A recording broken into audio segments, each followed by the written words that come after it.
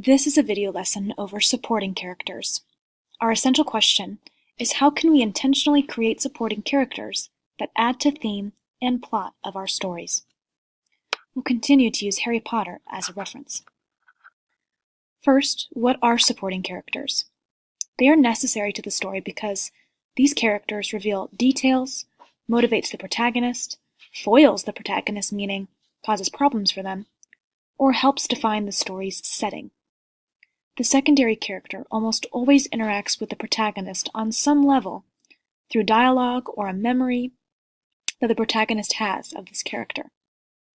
The secondary character is responsible for progressing the story in some way, so make sure that the supporting character has a purpose. It's possible that maybe your story doesn't need supporting characters. Only add these people, if necessary, to move your story forward. Supporting characters may also reveal certain details about the protagonist or the world they live in. They may inspire the protagonist to do something heroic or stupid that could be a good influence or a bad influence. They may stand in opposition to the protagonist, but not necessarily being the antagonist or the bad guy. They may prevent the protagonist from completing a task. If we think about Neville, he almost attempts to stop Harry from going to the Forbidden Forest because he wanted to make sure Gryffindor didn't get in any more trouble.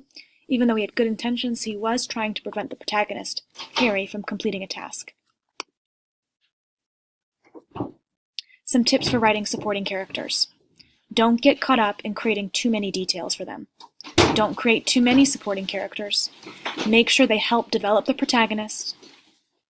Tie them to one location or one setting, and give them a reason to be in the story. Thanks for watching.